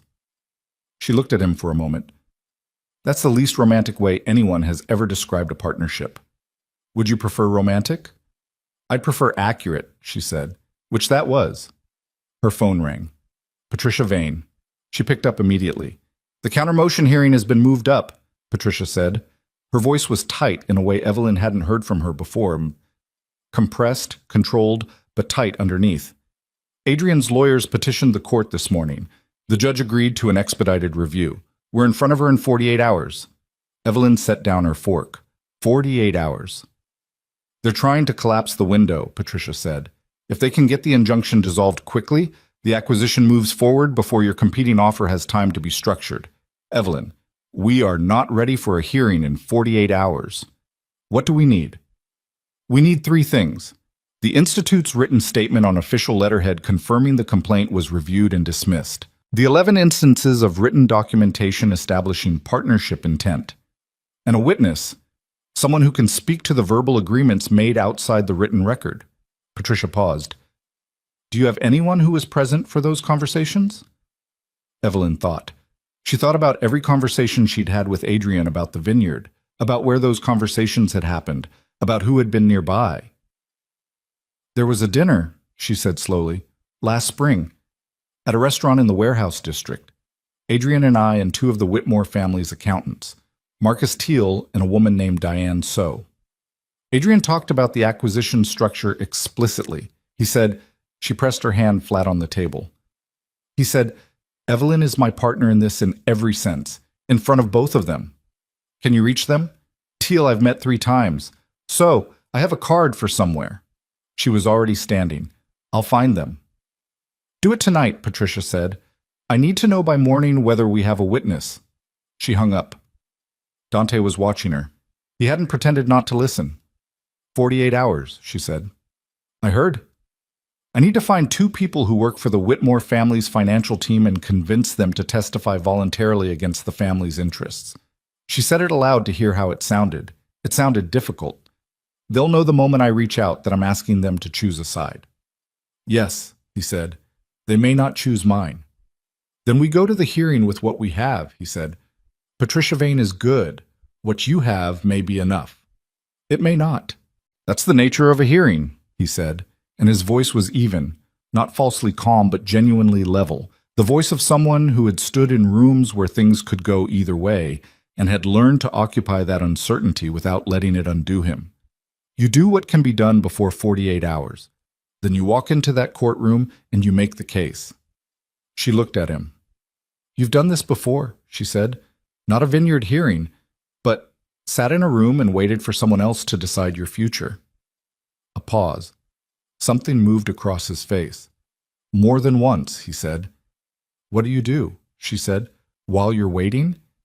He considered the question with the same seriousness he brought to everything. I remind myself of what I know, he said. Not what I'm afraid of. What I actually know. He paused. You know your work. You know what you built. You know your name belongs on that acquisition, and you have documentation that says so. That's what you know. He paused again. The rest is other people's behavior. You can't control it. You can only be ready for it. She nodded. She picked up her coat. I'll let you know about the witnesses, she said. She was halfway out the door when he said, Evelyn. She turned. Whatever they decide in that hearing, he said, the offer stands. She looked at him across the sparse office, the long work table, the Flemish painting of abundance caught at the moment before it became absence.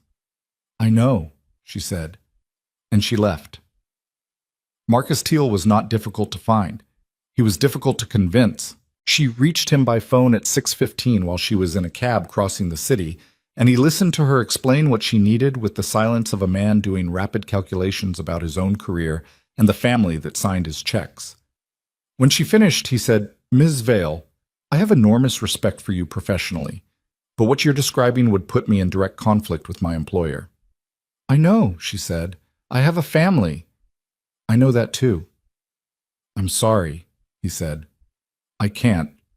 She hung up, closed her eyes for 3 seconds, opened them. Diane So took longer to find. She had left the Whitmore accounts team 6 months ago, a detail Evelyn hadn't known, and was now working independently. An industry contact gave Evelyn a new number just before 8 o'clock, and Evelyn called it standing on the sidewalk outside her apartment building in the cold, her breath making small clouds in the air. Diane So picked up on the second ring. I remember that dinner, she said before Evelyn had finished explaining. I remember exactly what he said. Evelyn went very still.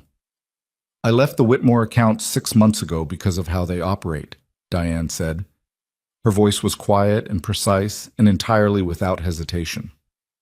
I've been waiting for something like this to matter. A pause. What do you need from me?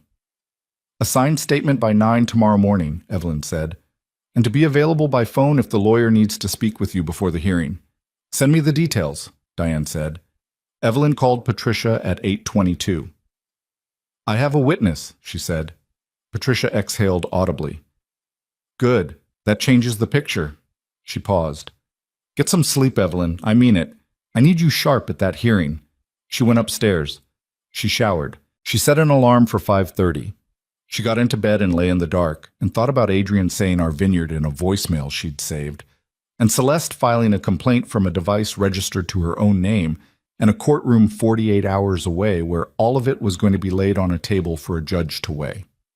She thought about Dante saying, "You know what you know." She thought about the Flemish painting, the grapes, the pewter cup, the exact moment between one thing and the next.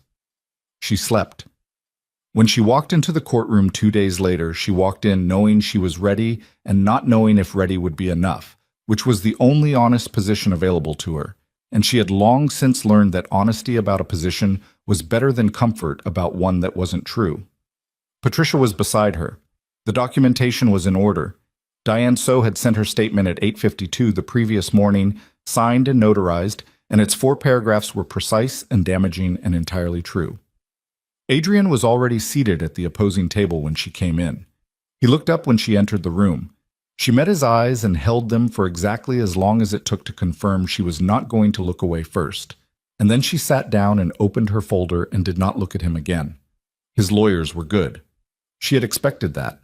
The lead attorney, a man named Strickland who wore the particular confidence of someone who billed at a rate that required it, opened with the argument that the acquisition had always been structured with clear delineation between investment partnership and curatorial service, that Evelyn Vale's role as consultant was reflected in every legal document, and that her current claims reflected a personal grievance following the breakdown of a romantic relationship rather than a legitimate legal dispute, a personal grievance following the breakdown of a romantic relationship.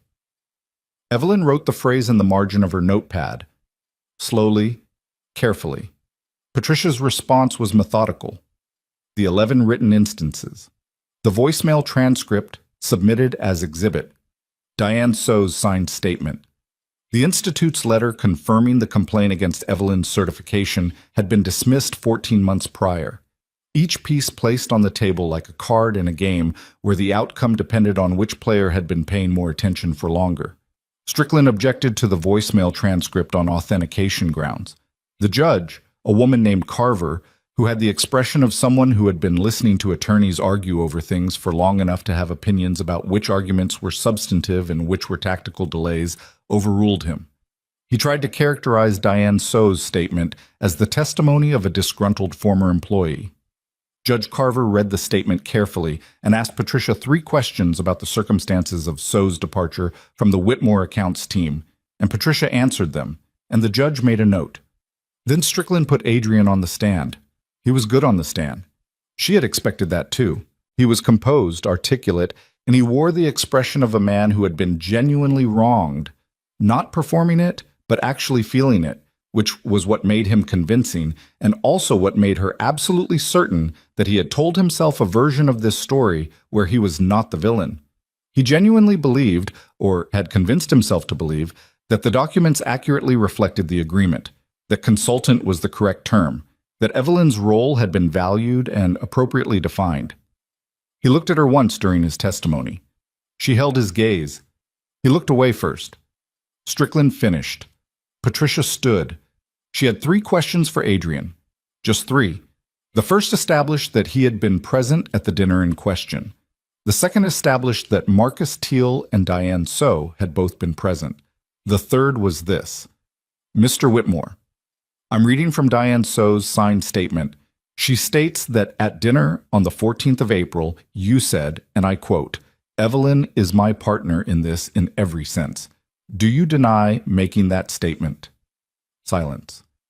Mr. Whitmore, His voice caught, reorganized. That was a casual remark. In a social context, it wasn't a legal, "Do you deny making the statement?" I don't recall the specific. Ms. So recalls it specifically, Patricia said, under penalty of perjury in a notarized statement. Do you deny it? The courtroom was the specific quiet of people holding their breath. Adrian looked at his lawyer. Strickland's expression said nothing helpful. Adrian looked back at Patricia. He was 41 years old, and he had the look of a man who had just realized which version of this story the room was going to believe, and it was not his version, and the realization was doing visible things to his composure. "No," he said, "I don't deny it." The breath the courtroom had been holding let itself out. Judge Carver made a note. She did not rule immediately. She said she would review the materials and issue her decision within 72 hours, and the courtroom stood as she left, and then everyone stopped standing and the room became the particular aftermath of something that had been building for a long time and had finally arrived at the moment where the waiting could begin in earnest. Patricia touched Evelyn's arm. "That went as well as it could go," she said quietly. Evelyn nodded. She was gathering her folder when she heard Strickland say something to Adrian in a voice low enough to be private and loud enough to carry. "She's going to get the injunction extended. We need to move on the alternative structure before—" She didn't hear the rest. She didn't need to. She knew what alternative structure meant in the context of a frozen acquisition and a financial situation that couldn't sustain delay. The Whitmore family was going to do something. What they were going to do and how fast they were going to do it was the question that was going to determine everything that happened next. She picked up her bag. She walked out of the courtroom into the corridor and then into the elevator and then into the building lobby and then out onto the street, and she stood on the sidewalk with her folder under her arm and the late afternoon light hitting the buildings at the angle it hit them in November, flat and gray and completely without opinion about what had just happened inside. She called Dante. He picked up on the first ring. "The hearing went well," she said. "Patricia thinks Carver rules in our favor. 72 hours. "Good," he said. "Strickland told Adrian they need to move on an alternative structure before the ruling comes down," she said. "I don't know what that means yet." A pause.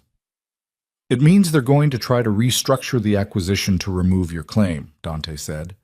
"Either by reclassifying the deal in a way that cuts the investors out entirely and moves it to a private family transaction, or—" He stopped. "Or what? Or they go directly to the vineyard's original owners and make a side arrangement that bypasses the existing deal entirely." She felt the bottom of her stomach shift.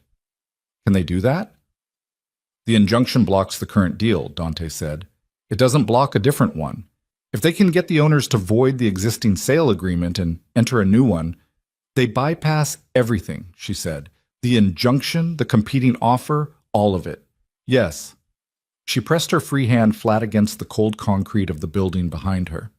"How fast can you move?" "On what?" "On the competing offer. How fast can you put it in front of the original owners?" A silence. Not long. The specific silence of a man doing the actual calculation rather than the approximate one. "If I have the proposal drafted tonight and Wren takes it to their attorneys tomorrow morning before business hours?" He paused. "Tomorrow afternoon. Maybe evening." "We need tomorrow morning," she said. "Then I need to start tonight." "So do I," she said. She pushed off the wall. "Evelyn." "Yeah." "You were right in that courtroom," he said. "I had someone there." She stopped walking. "You had someone watching the hearing." "Yes." She thought about Patricia's advice, about the FBI, about a man who had people who could retrieve information overnight and who sent watchers to courtrooms without mentioning it. She thought about all of it, and she made the same calculation she had been making since the night she'd gotten into his car on a sidewalk outside the Hargrove Hotel. The calculation about what she knew versus what she was afraid of, and whether the thing she was afraid of was the same as the thing she should be afraid of. "Adrian looked away first," she said. "I know," Dante said. "My person mentioned it." And somewhere in the middle of the gray November afternoon, standing on the sidewalk outside a courthouse with 72 hours before a ruling that could reshape the next decade of her life, Evelyn Vale almost smiled. "I'll be at your office in an hour," she said. "Have the proposal framework ready." She hung up and walked toward the street to find a cab, and the city moved around her with its usual indifference, and she moved through it with something she hadn't carried in long enough that it took her a moment to identify. She was ready. They worked until 2 in the morning, not dramatically, not with any of the cinematic energy that the word war implied when Evelyn had used it 3 days ago in the back of a restaurant. They work the way people work when the stakes are high enough that performance becomes a waste of energy. Quietly, methodically, with the focused ugliness of two people who understood that what they were building had to be stronger than what it was trying to replace. Ren brought coffee at 10. At midnight, he brought it again without being asked. At 1:15, he laid a revised acquisition proposal on the work table and stepped back, and Evelyn read it line by line while Dante sat across from her reading the same document on his screen. And whenever she found something that needed adjustment, she said, "So," and he either agreed or he didn't, and they worked through it until both of them were satisfied, which was a slower process than either of them had expected, because they had, it turned out, equally high standards and equally low tolerance for language that could be interpreted two ways. "This clause," she said, pointing at a paragraph on page 7, "it gives you override authority on operational decisions in the event of a financial dispute." "Standard language," he said. "It's in most partnership agreements." "It shouldn't be in this one," she said. "If we have a financial dispute, we resolve it between us or we bring in a mediator. You don't get unilateral override. Neither do I." He looked at her for a moment, then he looked at Ren. "Take it out," he said. Ren made the change. "If we're going to do this," Evelyn said, "it has to actually mean what it says. Equal. Not equal until there's a disagreement."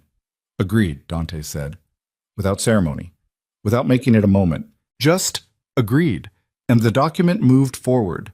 That was, she thought, how you knew whether someone meant what they said. Not in the saying of it, in the first time it cost them something. They finished at 2:07.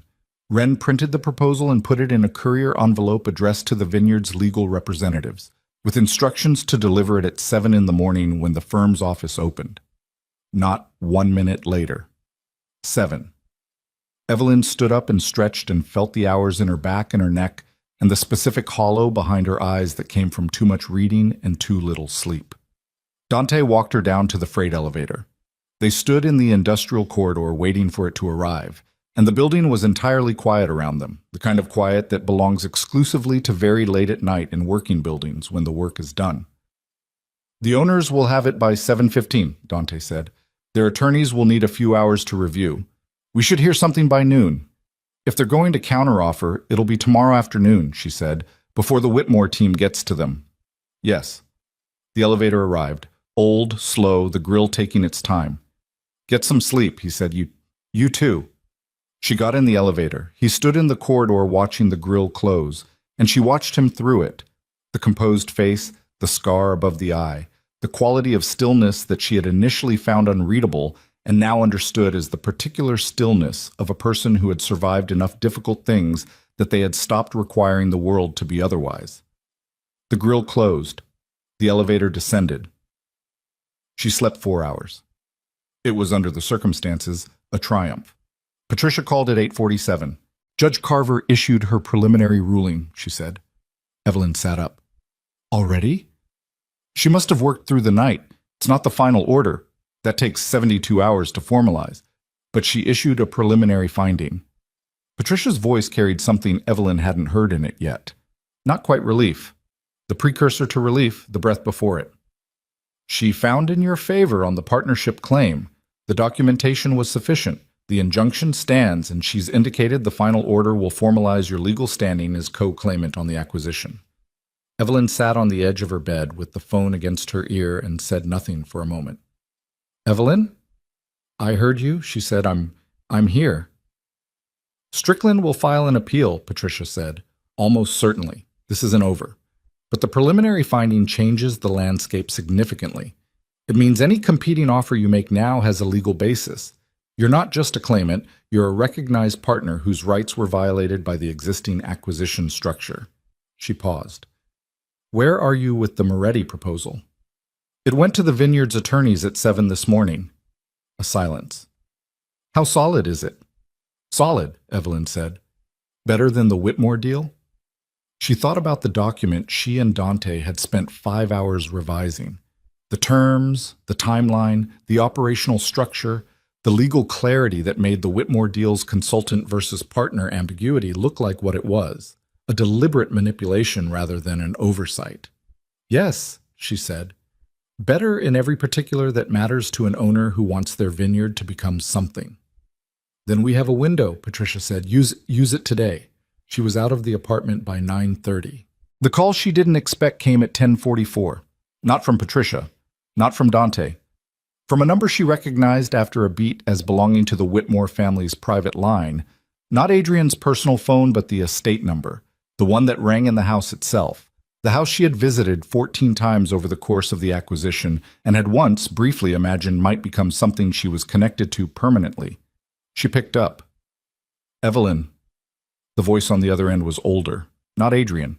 His mother, Eleanor Whitmore, 67 years old, with the voice of a woman who had grown up being listened to and had maintained that expectation across 6 decades without significant interruption. I'd like to speak with you, in person, today, if possible. Evelyn stood on the sidewalk and thought about Patricia's instruction not to speak with the Whitmore family without informing her first. I'll need to let my attorney know about this conversation, she said. I'm not calling as an adversary, Eleanor said. I'm calling as someone who would like to discuss this situation without lawyers in the room. I think we may understand each other better than either of us realizes. A pause. I know what my son did, with your sister, and with the documents. Her voice didn't waver when she said it, which was either admirable or alarming, and Evelyn wasn't yet sure which. I'd like to talk. She texted Patricia. Eleanor Whitmore wants to meet, in person, no lawyers. Thoughts? Patricia's response came in 40 seconds. Don't go alone. Take someone. She called Dante. He answered before the second ring. Eleanor Whitmore wants to meet, she said. I know, he said. She called my office 10 minutes ago. Evelyn stopped walking. She called you. She asked whether you'd be coming alone, he said. I told her I didn't know. She said she hoped not. The morning moved around her on all sides. Will you come? She said. If you want me there. I want you there. They met Eleanor Whitmore at the family's townhouse on the Upper East Side. Not the estate, not a lawyer's office, but the city residence, which said something about how she wanted this conversation to feel.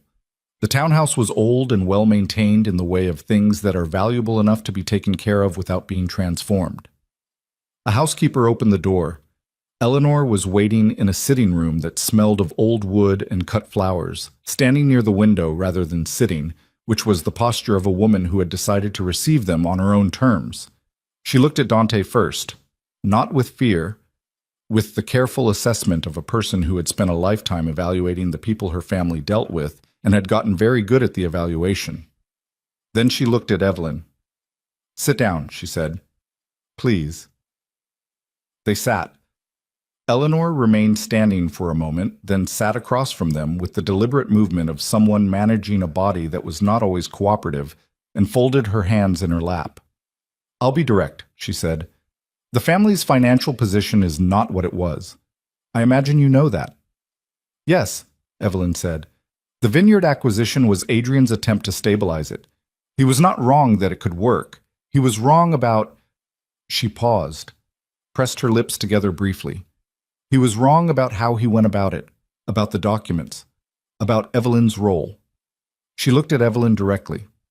He was wrong about your sister. I want to say that clearly, and I want to say it without his lawyers in the room, because I'm aware that with lawyers present, everything becomes a position rather than a truth. The room was quiet. Evelyn said nothing. She had learned over the past week that silence was frequently more powerful than the response you were tempted to make. What do you want from this meeting? Dante said. His voice was even, not hostile, not warm, just present. Eleanor looked at him.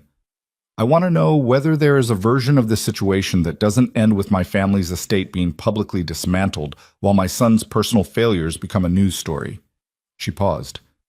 I'm not asking for charity. I'm asking whether there is a structure that works.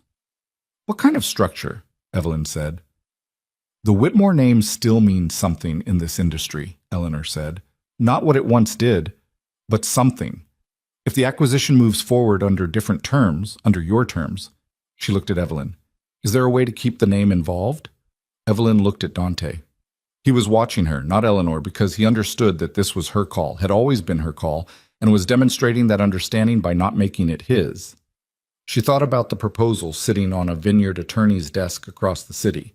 She thought about the name she had already chosen for what that vineyard could become, working through the night over coffee and revised clauses, a name she hadn't told anyone yet.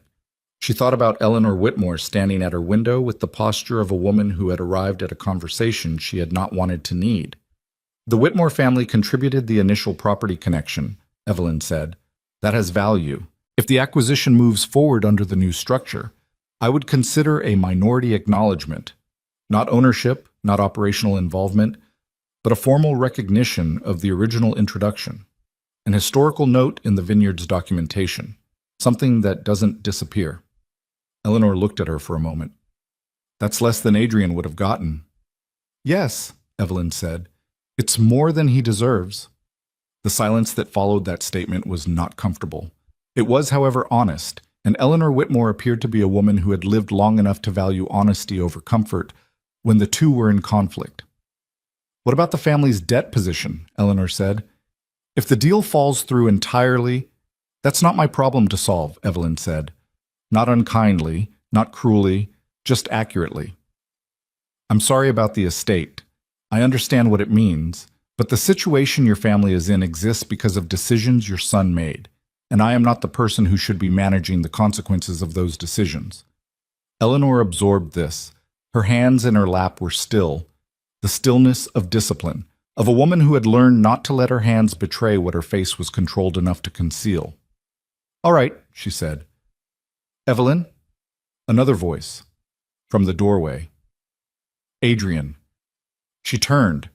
He was standing in the doorway of the sitting room in a way that suggested he'd been there for some of the conversation and had made a decision to enter it. He looked tired, not the cultivated exhaustion of someone making a point, but the actual tiredness of a person who had not slept well in days. He looked like someone who had been living with something and was finding it heavier than expected. Mother, he said, you shouldn't have done this without telling me. Sit down, Adrian, Eleanor said. He didn't sit.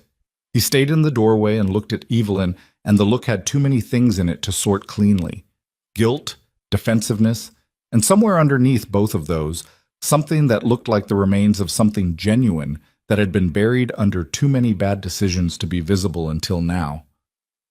Evelyn, he said, I owe you. Don't, she said.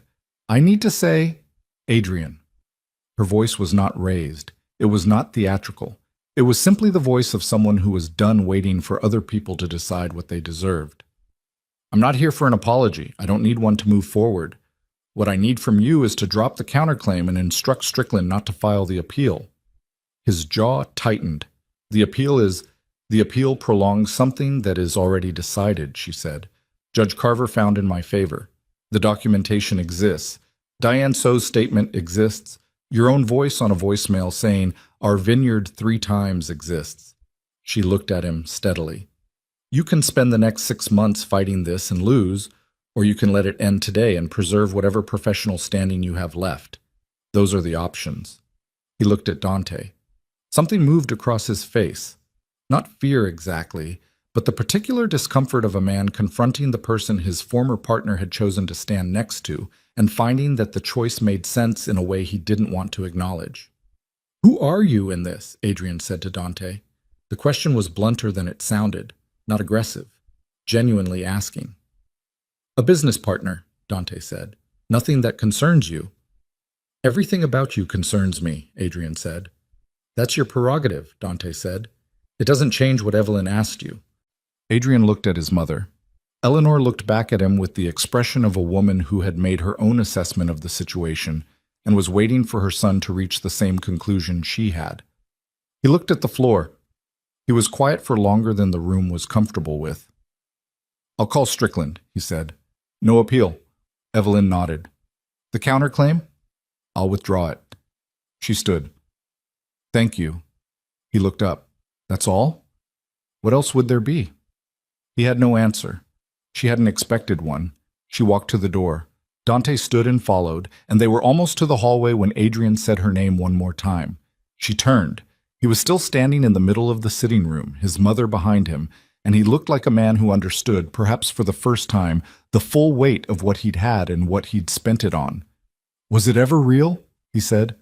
For you. Were we ever? Yes, she said. Without cruelty, without softness, just the truth. It was real. That's what made the rest of it what it was. She left. Outside on the street, the November air was cold and the light was thin, and Dante fell into step beside her without comment, and they walked half a block before either of them said anything. He'll honor it, Dante said. The withdrawal. I know, she said. He wants it to be over as much as I do. And Celeste? She hadn't spoken to her sister since the phone call the morning after the gala. She had thought about it in the spaces between everything else, late at night, in cabs, in the corridor outside the courtroom, and had arrived each time at the same understanding that some things had to be set down rather than resolved, that closure was sometimes the decision to stop needing it rather than the achievement of it. I don't know yet, she said. Not today. He accepted that. The Vineyard's attorneys called at 3:18 in the afternoon. Evelyn was at Patricia's office when it happened, sitting across the desk from her lawyer reviewing the documentation of Adrian's withdrawn counterclaim, and she picked up and listened, and when she put the phone down, Patricia was watching her with the careful attention of someone who had learned to read outcomes from faces. They accepted the offer, Evelyn said. Patricia closed the folder on her desk, slowly. Subject 2? Final contract review. Standard due diligence. They want a meeting next week. She paused. They said the proposal was the most thorough they'd seen in 30 years of selling wine properties. Patricia looked at her for a long moment. Then she said, You should feel good about this. I do, Evelyn said. I also feel like I've been awake for a week. You have, approximately. Patricia leaned back in her chair. What happens with the federal investigation? Hargrove's people are still going to want to speak with you. I'll meet with them, Evelyn said. With you present. I have nothing to hide. Everything I've done in connection with Dante Moretti has been documented and legitimate. And Moretti himself? Evelyn thought about the work table covered in documents. The clause he'd removed without argument, because she'd been right. The Flemish painting of abundance at the moment before it changed. He's a complicated person doing something legitimate with me, she said. I can't control what the investigation does with the rest of his history. I can only be responsible for my part of it. That's a careful answer, Patricia said. It's the accurate one, Evelyn said. She left the office at 4. She stood on the sidewalk with her phone in her hand and the afternoon darkening around her. November doing what November did, pulling the light down earlier than felt fair. And she called Dante. They accepted, she said. A pause, not surprise. The pause of someone receiving confirmation of something they had been cautiously expecting. Good, he said. Meeting next week. I'll have Wren coordinate the travel. There's one thing, she said. About the name. The Vineyard. Yes. She had been carrying this since the night they'd worked on the proposal, since she'd written it in the margin of a draft document at 1 in the morning, and then crossed it out, and then written it again and left it. I want to call it Moretti Vale. A silence. Not Moretti, she said. Not Vale, both, together. She pressed her free hand into her coat pocket. It should reflect what it actually is, not one person's project, not one person's money. Both people's investment in a thing that didn't exist before both of them. The silence continued, longer than she'd expected. Dante. I'm here, he said. His voice was different, not dramatically. By the same degree that things had shifted in his expression the night of the gala, the undersurface thing, the current under ice. Moretti Vale, he said, like he was registering it somewhere, the same way he'd said her name. Yes, she said. All right, he said, quietly. All right, she said. She put her phone in her pocket and stood in the thin November light and breathed. And the city moved around her with its usual complete commitment to its own business, and she moved through it toward the subway with her hands in her pockets, and the specific feeling of a person who has been through something that changed the shape of things and is now walking through the changed landscape for the first time at ordinary speed. The meeting with Agent Hargrove happened 10 days later, in a conference room in a federal building that had the institutional carpet and fluorescent lighting of a place that took itself seriously. Patricia sat on one side of Evelyn. Hargrove sat across from them with a colleague whose name Evelyn didn't catch, and a folder that was thicker than she'd expected. Hargrove was in his mid-40s, trim, with the careful eyes of someone who had been paying attention to one thing for a very long time.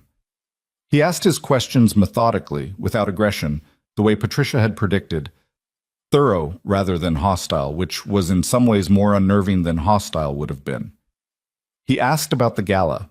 She answered. He asked about the text message. She showed it to him on her phone. Patricia had advised her to be transparent with anything she'd already described in the preliminary conversation. He asked about the dinner. She answered. He asked about the proposal. The acquisition proposal submitted to the vineyard's attorneys, he said. You co-authored it. Yes. With Moretti. Yes. It's a legitimate business document for a legitimate business transaction. I have copies of every draft. I know, Hargrove said. We've reviewed them. He paused. Ms. Vale, I want to be direct with you. He folded his hands on the table, and the gesture was so similar to Eleanor Whitmore's that Evelyn noted it without meaning to. Dante Moretti has been the subject of this investigation for 3 years. The activities under investigation predate his involvement with you by several years. Nothing we've seen in connection with the vineyard acquisition falls within the scope of what we're investigating. She waited. The man is complicated, Hargrove said. He has done things in his past that are going to have consequences, and those consequences are going to arrive regardless of what he's doing now. I want you to understand that clearly and on the record so that you can make informed decisions about your professional association. I appreciate you telling me that directly, Evelyn said. Is there anything else you want to know? Hargrove said. She thought about it. What happens to the investigation? It continues, he said. Separate from anything involving you. He paused. You're not a target, Ms. Vale. You're not a witness in the case we're building. You're someone who made a business arrangement with a complicated man and documented it carefully and thoroughly, and frankly, that's about as clean as these situations get. She nodded. Patricia stood. Then I think we're done. They were done. Outside the federal building, in the thin December light, she hadn't noticed November turning into December, but it had. It did those things while you were looking elsewhere. Patricia said, he was warning you. I know, Evelyn said, about what's coming for Moretti. I know. She pulled her coat tighter. I'll tell him. She told him that evening. Not in his office, not over a working dinner. She called him and told him on the phone, clearly and without editorializing, what Hargrove had said, which was that the investigation was continuing and the consequences were coming regardless. He listened. He didn't interrupt. When she finished, he was quiet for a moment. I know, he said. I've known for a year that it was coming. And my lawyers are ready, he said. The charges will be what they are. I can't make them less than they are. What I can do is make sure that everything I'm building now is structured in a way that doesn't fall when I do. When, she said. Probably when, he said. Yes. She sat with that. The vineyard is yours, he said. Entirely and legally regardless of what happens to me. That's in the ownership documents. It was always going to be in the ownership documents. That's why you insisted on the specific language in Section 4, she said. She had noticed the clause but hadn't asked about it at the time, had filed it as thoroughness. Yes, he said. She thought about the name. Moretti Vale. Both names. I'm not changing the name, she said. A silence. Evelyn, it's both of us, she said. Whatever happens, that doesn't change. He didn't argue. She had the sense that he had thought about arguing and had decided against it, which was as close as Dante Moretti got to being moved by something. The federal indictment came down in February, on a Tuesday morning that was gray and cold in the way of February Tuesdays, and it named Dante in connection with a series of financial crimes and illegal acquisitions spanning 4 years. His legal team was ready. The charges were serious and they were real. She made herself look at them clearly, all of them, without minimizing. And the process that followed was going to be long and uncertain and genuinely costly in every sense. She was at the vineyard the day the news broke. She had moved operations out there the previous month, setting up a temporary office in the farmhouse on the property while the renovation plans were being finalized, and she was in the middle of reviewing soil analysis reports when her phone started receiving notifications, and she set down the reports and read the news and sat with it for a while in the quiet of the farmhouse kitchen. Then she called Patricia, who told her what she already knew, which was that her ownership of the vineyard was legally protected and the indictment had nothing to do with the acquisition. Then she called Dante, who picked up on the second ring. "I saw," she said. "I know," he said. "Are you all right?" A pause. "I'm managing," he said, which was not the same thing as all right, and he knew she would understand the distinction. "My team expected this. We're ready." "I know you are." She looked out the farmhouse window at the property. The rose, the winter bare vines, the sky the color of pewter over the hills. "I'm staying in it," she said. "The vineyard, the name, all of it." "You don't have to." "I know I don't have to," she said. "That's what makes it mean something."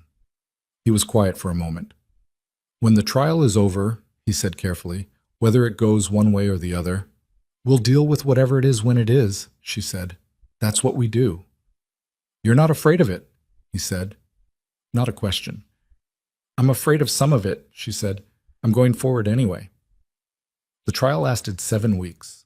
She drove to the city for parts of it, sat in the gallery on days when Patricia told her it would matter for him to see a face he trusted, and sat in the farmhouse kitchen for the days when there was nothing she could do except work and wait, which was its own particular discipline. His lawyers were good. The documentation of his recent legitimate activities, the vineyard among other things, the clean paper trail that Evelyn had insisted on from the first night they'd worked at his table, established clearly that whatever he had done in the years under investigation, the direction of his life had changed. It didn't erase the charges, it wasn't meant to, but it meant something to the judge who had to weigh all of it. The sentence was 2 years reduced to 16 months for cooperation on aspects of the financial investigation, with the remainder to be served under supervised release. His attorneys had expected worse. The judge's remarks noted specifically evidence of genuine transition in his professional conduct over the preceding year. She was in the gallery when the sentence was read. She watched his face in the moment the number was given, the way it received the information. Not relief exactly, not collapse, but the specific settling of a person who has been holding something at arm's length and is now permitted to set it down. He turned in the dock and found her face in the gallery. He looked at her. She held his gaze. She didn't smile. It wasn't a moment for smiling, but she didn't look away either, and the thing that passed between them in that look was not dramatic. It was just true. The truth of two people who had arrived at something real by the most unlikely route available, and had decided to keep arriving. The vineyard was called Moretti Vale. The first harvest happened the following autumn, and it was modest. They hadn't expected anything else. The vines needed time. Everything needed time. But the wine they produced from it was good. Genuinely good. Not commercially perfect, not the kind of thing that wins competitions in its first year, but good in the way that mattered. Good in the way you could taste the decision-making behind it. The care that understood the difference between what a vine could produce under pressure and what it could produce when it was given the conditions it actually needed. Evelyn sent a bottle to Patricia Vane. She sent one to the Bertrands, who responded with a handwritten note from Murray that said, simply, "We knew." She sent one to Diane So, who had taken a position with a competing wine consultancy and was, by all accounts, thriving. She did not send one to Adrian. She did not send one to Celeste. She had called Celeste once, 3 months after the gala, from the farmhouse kitchen on a Sunday morning.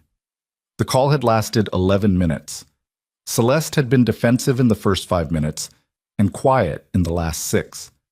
And at the end of it, Evelyn had said, "I don't hate you. I want you to know that. But I can't have you in my life the way I did before, and I don't think either of us should pretend otherwise."